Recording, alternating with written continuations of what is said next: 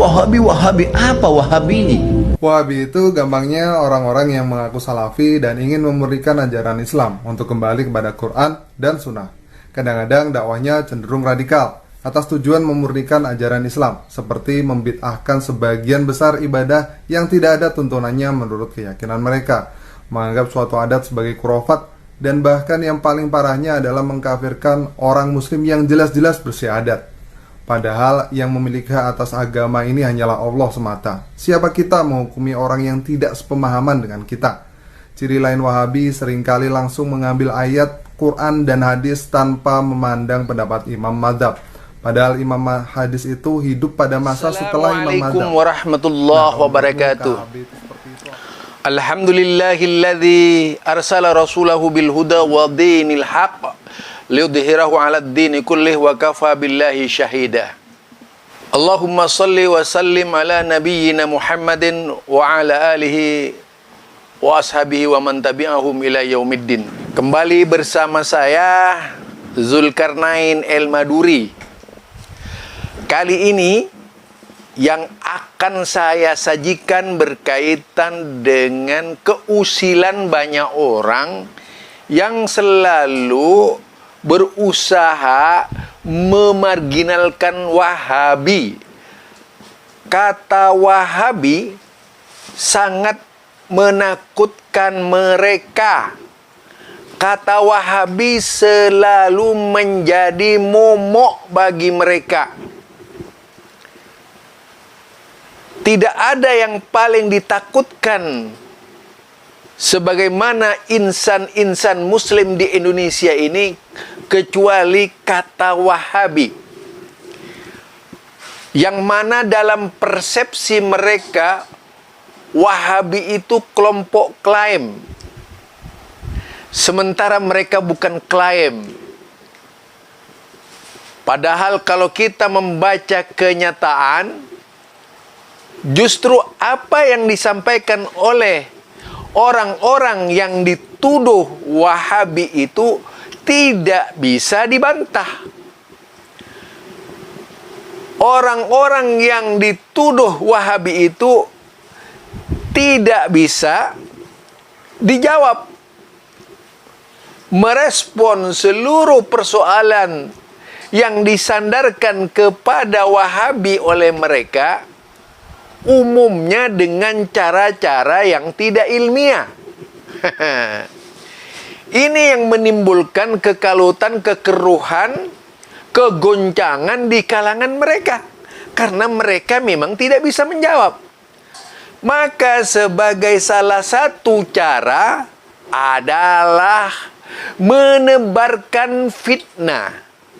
Fitnah menjadi andalan senjata mereka atau senjata andalan mereka. Kemudian menyebarkan fitnah tersebut kepada seluruh kaum muslimin yang awam bahwa kelompok mereka ini adalah kelompok yang paling benar gitu. Sebagaimana dari perkataan orang di video saya ini, adalah salah satu contoh sosok yang asal bicara. Biasa seperti umumnya mereka yang menilai tentang Wahabi selalu berusaha meminggirkan Wahabi sebagai kelompok yang tertuduh salah. Ya karena memang cara berpikirnya mandek, tak bisa berpikir. Yang dibaca itu adalah buku-buku yang memang mengkonsumsi kebencian kepada Wahabi. Tidak pernah membaca kitab-kitab yang menjadi referensi Wahabi. Rata-rata yang dibaca oleh mereka itu adalah hasil dari ulama-ulama yang membenci Wahabi. Pada akhirnya, seluruh kesimpulan yang dilemparkan ke muka umum itu adalah kesimpulan negatif thinking dari ulama-ulama yang negatif thinking tentang Wahabi. Sebagaimana yang disampaikan oleh YouTuber tadi. Nah, perkataan YouTuber itu jelas. Dia menyebut Wahabi takfiri, mengkafirkan orang lain hanya karena berbicara bid'ah. hanya karena mereka dinilai bid'ah. Lalu mencak-mencak menyatakan Wahabi itu takfiri.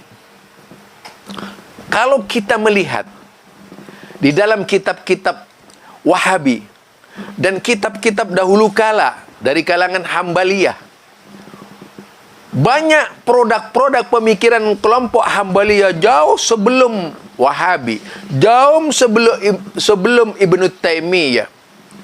Mereka sudah mengeluarkan pernyataan tegas dan keras terhadap para pelaku bid'ah. Dan memang tidak akan muncul kecaman terhadap para pelaku bid'ah kalau tidak muncul bid'ah. Ibarat sekarang tiba-tiba di tengah-tengah masyarakat yang tadinya tidak dikenal sesuatu yang asing di mata mereka, tiba-tiba ada orang datang membawa paham, merusak suasana di daerah tersebut. Apa yang dilakukan? Yaitu menyelidiki paham tersebut apakah sesat atau tidak, didasarkan kepada ketentuan-ketentuan Allah dan Rasul-Nya. Manakala dipastikan bahwa yang diamalkan adalah amalan-amalan buatan, itu artinya kan menyelisihi paham-paham yang ada di daerah itu, sehingga dianggap nyeleneh jika ditinjau dari kitab yang ada yang menjadi pedoman kelompok mayoritas dari umat Islam dahulu kala, seperti yang dilakukan oleh Syekh Muhammad bin Abdul Wahab. Pengikut-pengikutnya seluruhnya masuk dalam kategori Wahabi. Bahkan dibackingi oleh sebuah kekuatan besar di belakangnya dari kelompok Syiah, yaitu untuk menebas pemikiran-pemikiran Wahabi yang dianggap salah itu. Kemudian terjadi klaim bahwa mereka adalah sawadul a'zam, bahwa mereka adalah ahlus sunnah wal jamaah. Yuk, siapa yang main klaim? Bahkan klaim-klaimnya ini adalah tingkat besar, bukan tingkat kecil lagi. Melibatkan seluruh kelompok-kelompok mereka, kelompok awam mereka, untuk bersatu padu dalam pemikiran mereka bahwa mereka itu adalah Wahabi, bahwa mereka itu adalah ahlus sunnati wal jamaah. Jadi satu sisi mereka menyebut ahlus sunnati wal jamaah, kelompok mereka yang tidak suka disebut Wahabi. Ini akan terus-menerus terjadi sebagai bentuk persaingan bagi mereka, karena memang sudah tidak bisa berpikir sehat lagi. Barangkali di situ ya kita lihat objek yang perlu menjadi standar kita adalah Quran dan As-Sunnah untuk mengetahui yang sebenarnya. Mengapa tidak mau menggunakan Al-Quran dan As-Sunnah? Padahal generasi-generasi masa lalu itu yang dipakai Al-Quran dan As-Sunnah. Tiba-tiba kita sekarang ini direnggangkan dari Quran dan As-Sunnah. Malah kita dibawa dalam buah pikiran mereka, kita dibawa dalam suasana mereka, kita dibawa dalam simpang siur pemikiran yang terjadi di dalam tubuh mereka. Lalu mereka menyimpulkan bahwa kelompok yang bersatu dengan mereka itu adalah ahlus sunnati wal jamaah. Kelompok yang terhimpun di dalam persatuan mereka itu adalah sawadul a'dam. Kelompok yang bersatu di dalam kumpulan-kumpulan mereka itu adalah Islam yang sebenar-benarnya. Selain mereka dikatakan tidak beragama secara benar. Wah, itulah yang tentu saja terjadi sekarang ini ya di kalangan umat Islam. Bukan makin menambah pengetahuan keagamaan, tapi menjauhkan keinginan beragama secara benar karena dihalangi oleh berbagai macam halangan yang menyimpulkan bahwa golongan yang bertentangan dengan mereka adalah golongan-golongan yang membangkang mereka, bukan lagi membangkang Islam, membangkang mereka itu. Mereka berjuang bersatu, tujuannya tidak lain agar semuanya mengikuti cara-cara mereka yang benar.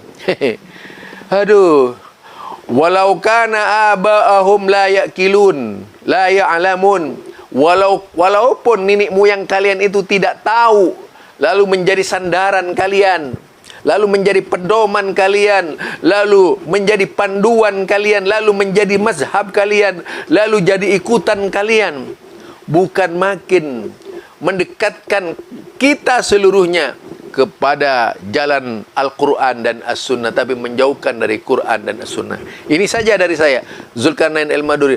Assalamualaikum warahmatullahi wabarakatuh.